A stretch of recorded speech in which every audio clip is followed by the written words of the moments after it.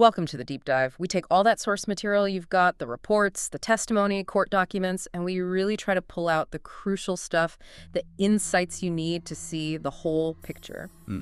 Today, we're taking a really hard look at a devastating case. It's about the death of Rhonda Casto. This happened back in 2009 on the Eagle Creek Trail in Oregon. Beautiful place, but yeah. Absolutely tragic. And for this deep dive, we've gathered, well, quite a stack of sources. We've got details on the immediate aftermath, what happened right after the fall. Right. Then there's the international investigation.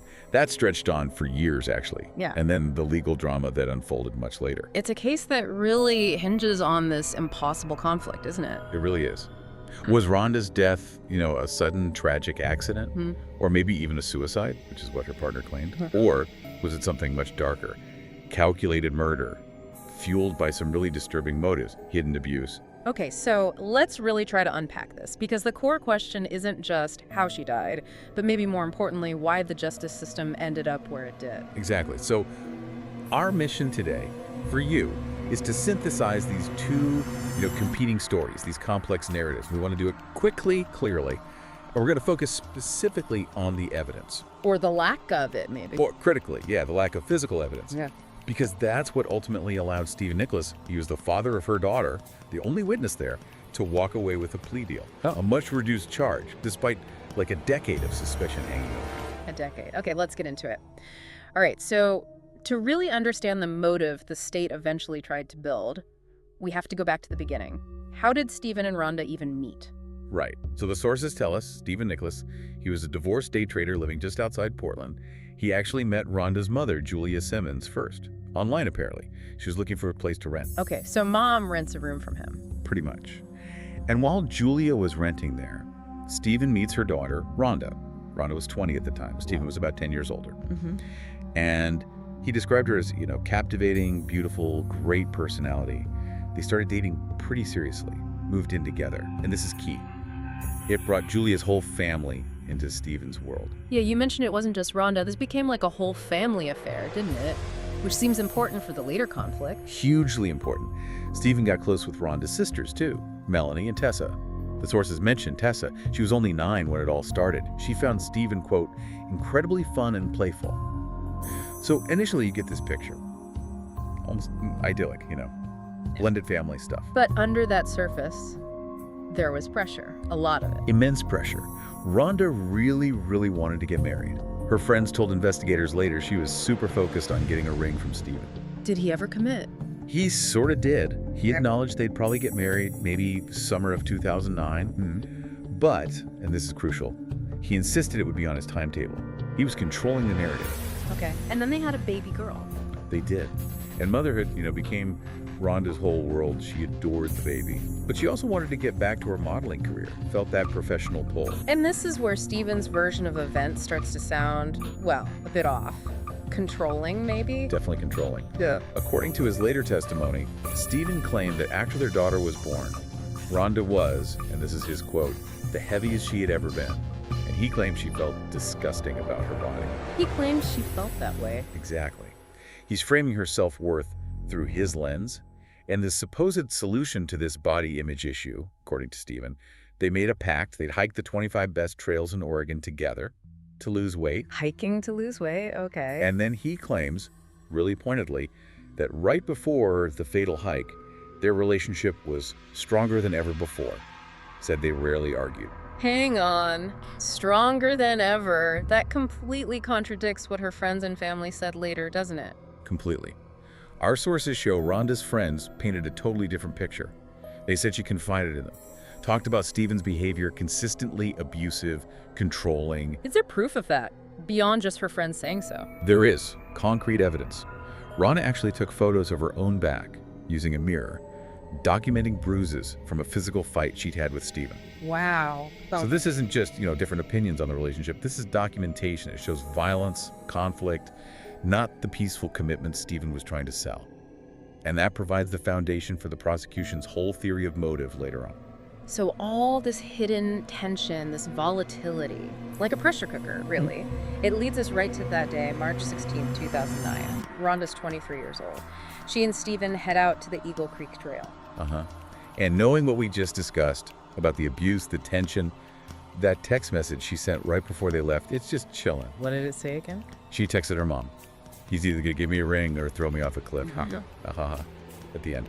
God, that's dark. Especially the haha. Like she's trying to make light of a fear that's maybe not entirely a joke. Exactly. It just encapsulates the whole awful tension, doesn't it? Their entire future somehow resting on this one hike. It's absolutely haunting. And didn't she also take a picture of Stephen on the trail with her phone?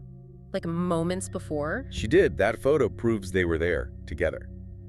But it adds another layer, doesn't it? It suggests she was conscious, aware, maybe even trying to document things right up until the end. Yeah, it kind of undermines the idea of some spontaneous, sudden impulse, like a suicide out of nowhere. It does. It suggests presence of mind. Okay, so let's get into Stephen's account of the actual fall. What did he claim happened? He claimed, as they were hiking, Rhonda started acting strangely. He alleged she asked him, what would happen if something happened to her? Would he take care of their daughter? And he said, of course. Then, according to Stephen, the weather started turning bad.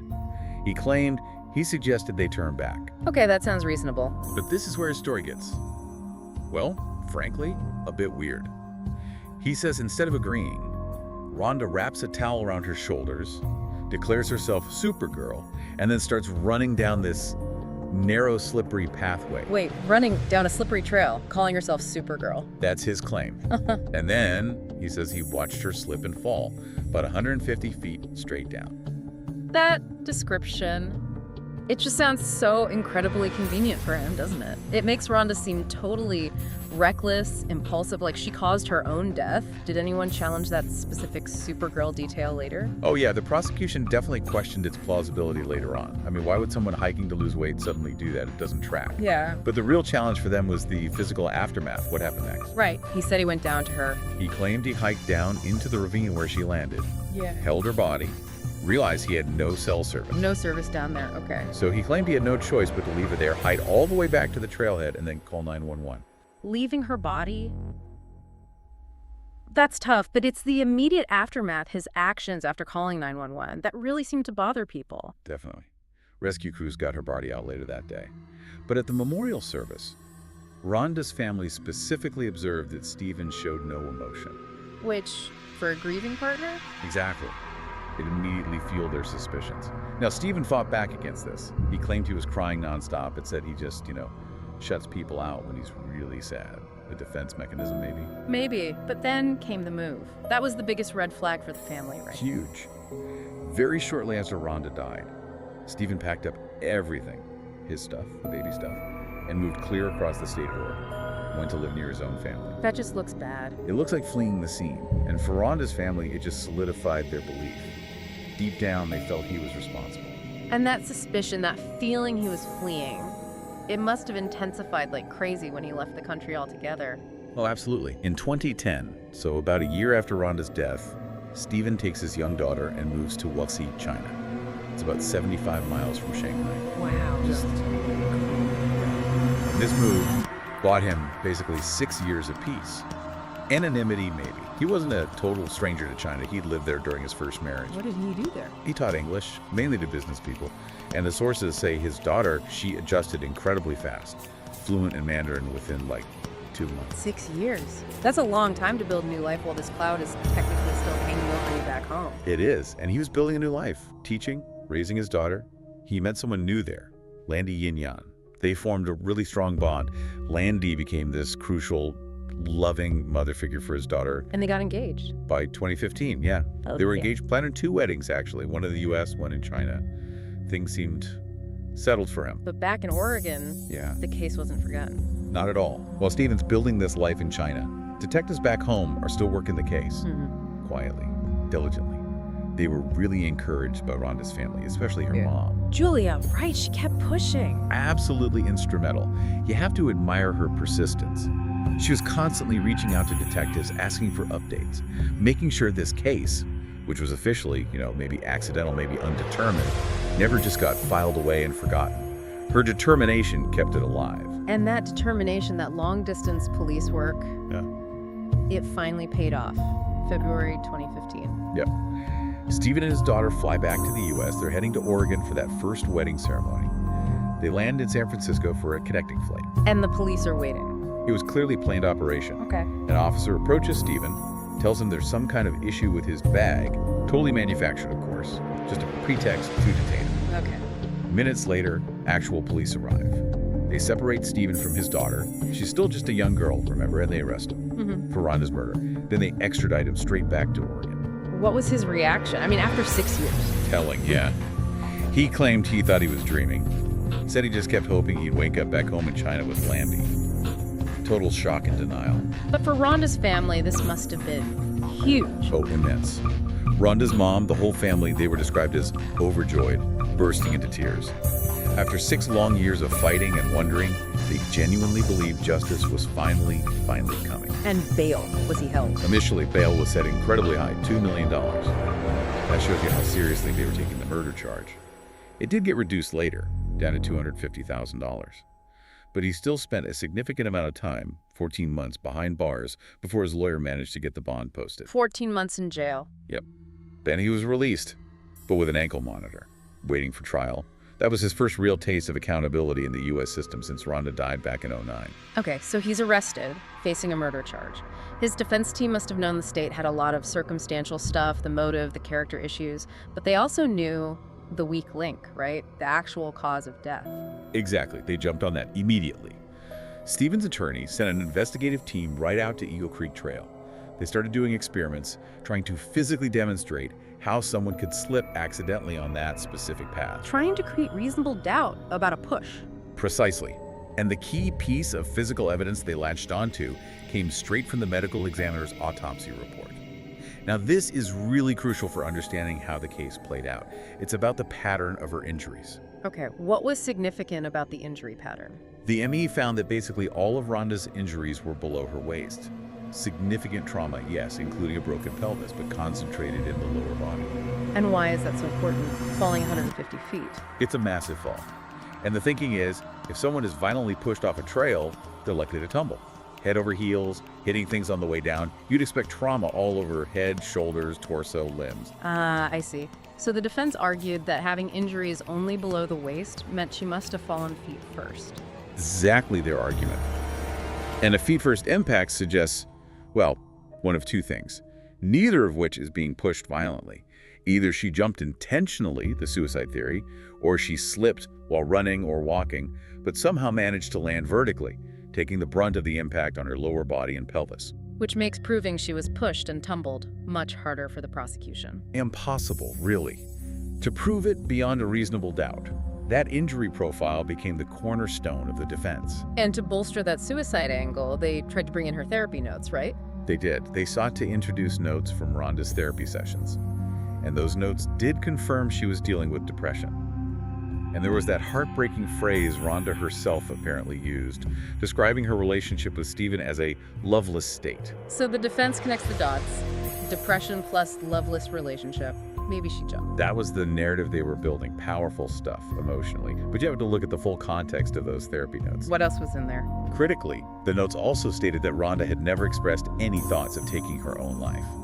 Never suicidal ideation. That directly undercuts using the notes as proof of suicide. Okay, so the notes are a mixed bag for the defense. Very much so. Stephen then tried to double down on the suicide idea with more allegations. He claimed Rhonda had attempted suicide multiple times before they even met, and that she'd struggled with severe substance abuse since she was like 12. Whoa, serious claims. How did the family react to those? They didn't just deny them, they were furious. They flat out rejected those allegations, accused Stephen of lying, of basically trying to smear Rhonda's memory to save himself, blaming the victim. And did the medical examiner's report back up his substance abuse claims? Not really. When the full toxicology came back, it only showed slight traces of marijuana. And prescription meds for anxiety and depression, yes, but those were clearly linked in the record to her postpartum struggles. Nothing suggesting long-term severe abuse like he claimed. Exactly. It significantly weakened his attempt to paint her as unstable or suicidal due to drugs. So, you see the dynamic. The defense had this powerful physical evidence argument about the fall, but their attempts to build a strong reason for suicide were much weaker and contested. It left the prosecution struggling with the how, but strong on the why. Right. Even with those ambiguities about the fall itself, the state's case wasn't just about negligence. They were arguing murder, and that required motive. And their primary motive, well, it was pretty shocking. It centered on Stephen's other relationships. Yeah, this is where the story gets incredibly dark and disturbing. During the preliminary hearings, evidence came out about Stephen's relationship with Rhonda's younger sister, Melanie Casto. How young was she? He started a romantic sexual relationship with Melanie when she was just 16 years old. Stephen was in his 30s at the time. 16, okay. That's predatory. Absolutely. Yeah. And the state argued this explicitly. This inappropriate, illegal relationship with a minor, Melanie, could absolutely be the motive for murder, especially if Rhonda found out the full extent, the duration, and threatened to expose him. That would destroy his life. Did this lead to separate charges beyond the murder charge? It did. While he was waiting for the murder trial, Stephen was indicted separately on charges related to Melanie. 2 counts of third-degree sexual assault, 3 counts of third-degree sodomy, serious felonies. Because she was a minor when it started. Exactly. It showed a pattern of predatory behavior, which the state used to paint a picture of his character. And eventually, in 2015, Stephen actually pleaded guilty to 2 counts of sexual abuse related to Melanie. He signed a statement confirming he'd had sexual intercourse with her. He pleaded guilty to that while denying the murder. Yes. Now, later on, Stephen tried to walk this back. He claimed he was coerced into the plea, said it wasn't true, but he only pleaded guilty because he thought it was the only way he could fight for custody of his daughter later. That sounds like a convenient excuse after the fact. The state certainly thought so. They maintained that relationship between Stephen and Melanie had gone on for over 4 years. And crucially, they had evidence Rhonda knew about it, at least to some extent. What evidence? Remember that text message Rhonda sent to her sister, Melanie, shortly before the fatal hike? Vaguely. In it, she called Stephen a piece of garbage. Yeah. And she explicitly said he used Melanie to hurt her, Rhonda. Her mother confirmed Rhonda loved Melanie, wanted to fix their relationship, which would have put her in direct conflict with Stephen over this whole situation. Okay, so the illicit relationship provides a strong emotional motive. What about money? Was that a factor? Rhonda's family certainly believed so. They were convinced the primary driver was financial. Stephen was a day trader, right? That life can be volatile. Ups and downs. Big time. And the family pointed out that Stephen had recently increased Rhonda's life insurance policy to $1 million. $1 million, shortly before her death. Yes. And there were indications he'd taken a big hit day trading the previous year, was maybe struggling financially. So the timing looked incredibly suspicious to them. Kill Rhonda, cash in the policy, solve his money problems. So you've got the relationship motive, the financial motive, and then there's the pattern of abuse we talked about earlier. Right. It all weaves together. Those photos of Rhonda's bruised back were presented. Her best friend testified she'd actually heard Stephen and Rhonda fighting violently over the phone. And it wasn't just Rhonda he was allegedly violent towards? No. The court heard testimony from his ex-wife. She claimed that back in 2003, when they lived in China, Stephen tried to suffocate her and tried to throw her over the railing of their 8th floor apartment balcony. My God. Was he ever charged for that? No charges were filed in China for that specific incident, and Stephen denied it. But the testimony itself, even denied, adds to this consistent picture. Violence, control, rage. And the pattern didn't stop even after Rhonda died. Unbelievably, no. Just 6 months after Rhonda's death, Stephen was charged again with sexual abuse. 5 counts, this time involving alleged inappropriate touching of a 13-year-old girl. 13. He eventually pleaded guilty to a lesser charge, 1 count of sexual harassment. Admitted to sending her sexually suggestive texts and a picture of himself without a shirt. Okay, so looking at all of this, the relationship with the sister, the insurance policy, the history of violence against Rhonda, the ex-wife's claim, the incident with the 13-year-old, it paints a really damning picture of his character and potential motives. An incredibly damning picture. The prosecution had a mountain of circumstantial evidence suggesting why he might want Rhonda dead. But they still didn't have that definitive proof of how he did it on that trail. Which brings us to the resolution. Given everything we just laid out, the relationships, the money, the violence, the way this case ended was, well, shocking seems like an understatement, especially for the family. It really was. May 2017, the state and the defense reached this agreement, a plea deal. Stephen pleads guilty not to murder, but to a much lesser charge. Criminally negligent homicide. Criminally negligent homicide. Let's just pause there, because that's worlds away from murder, legally speaking. What's the actual difference? It's huge. Murder requires intent. The prosecution has to prove the person intended to kill or acted with such extreme recklessness, such depraved indifference to human life, that death was practically guaranteed. Okay.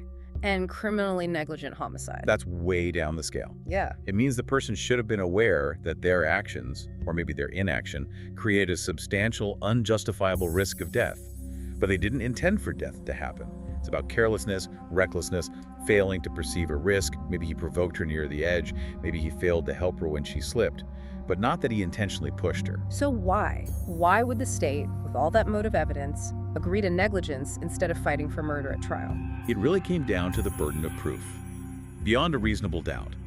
Without a witness to a push, without forensic evidence contradicting the feet first fall theory, proving intent was just too high a hurdle. The physical evidence, or lack thereof, trumped the circumstantial evidence. Essentially, yes, they could argue motive and character all day long, but without that smoking gun for the act itself, like defensive wounds on Rhonda or fibers or something concrete from the scene, they risked going to trial and getting a total acquittal. A not guilty verdict on the murder charge. So they took the plea as a guarantee of some kind of conviction? Exactly, a concession to ensure he was held responsible for something, even if it wasn't murder. And the sentence that came with that plea? That just added insult to injury for the family. He got credit for the 14 months he'd already served while waiting for trial. So he was released from custody almost immediately, placed on parole for just 3 years. 14 months served, then basically walks free. After everything. Rhonda's family was, as you'd expect, shocked and horrified. They stated very clearly this plea deal was not justice. Rhonda's sister gave this incredibly powerful victim impact statement, just saying Stephen had destroyed her whole family. And Stephen's reason for taking the deal? He stuck to his story, maintained he didn't push her, claimed he only took the deal to get out of jail faster so he could start the process of trying to regain custody of his daughter. But then the story shifts again, doesn't it? About a year later. It does. In a 2018 interview, after he's already pleaded guilty to negligence, Stephen makes this absolutely startling new allegation. It completely changes his narrative once more. What did he say this time? This is wild.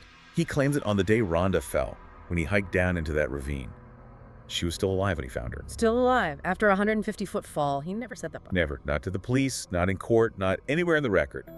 And then when the interviewer presses him, asked directly if he put Rhonda out of her misery. What did he say? Did he admit it? He didn't deny it. Instead, he responded with this horrifying hypothetical question.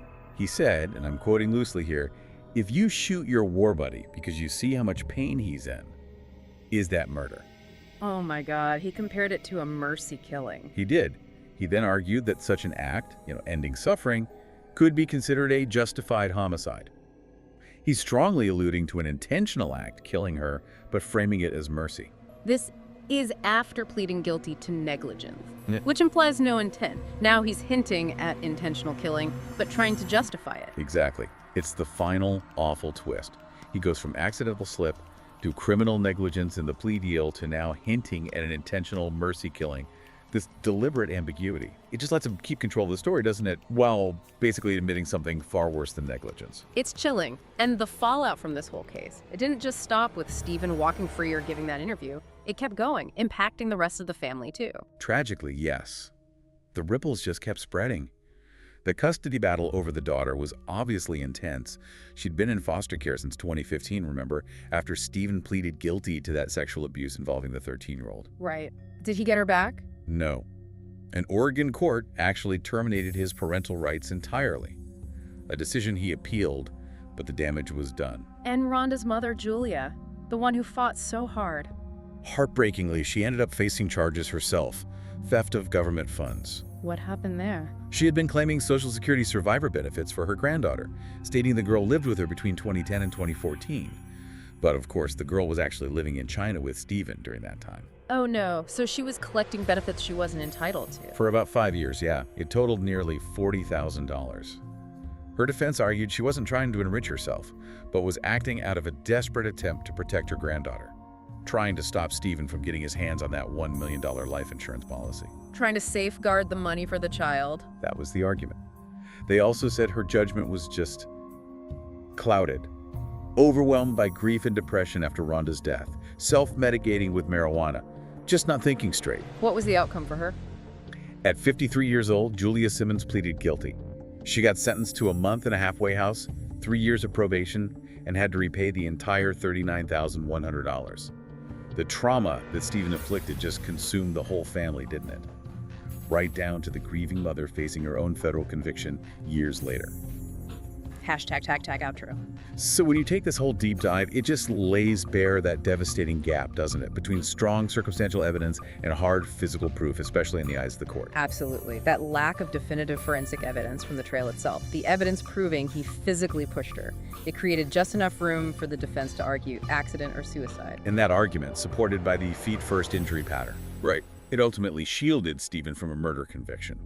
Even though, as we've seen, there was just overwhelming circumstantial evidence pointing to motive, a long history of abuse, and this really disturbing pattern of deviant behavior. And connecting this to the bigger picture, it's just a profound tragedy, isn't it? When the justice system relies so heavily on technical physical evidence, sometimes over the compelling narrative of a victim's life and abuse. It really is. That lack of a smoking gun, that tiny seed of doubt about the how, allowed Stephen to negotiate his way to freedom. Meanwhile, the trauma just kept echoing, kept rippling outwards, destroying the family, leading to Rhonda's own mother facing conviction years later for decisions made under just immense emotional pressure trying to protect her granddaughter. It's such a chilling end, and you think back to that question Stephen raised in his interview, that incredibly dark, self-serving hypothetical. The war buddy question. Yeah. If you shoot your war buddy because you see how much pain he's in, is that murder? Right. Now, considering that he'd already pleaded guilty to criminally negligent homicide, which legally means he acted carelessly, recklessly, without intent to kill. What is his later suggestion, hinting at a justified homicide, which is an intentional act, even if he frames it as mercy? What does that do to the legal definition he already accepted? Negligence versus intent. It just muddies everything, doesn't it? It leaves us with this final, haunting ambiguity. What really happened down in that ravine? Was it negligence? Was it an intentional act? He's now trying to reframe. How much control was he trying to exert, not just over Rhonda's life, but over her final moments and the story told about them afterwards? It's an ambiguity that just continues to hang over this entire case.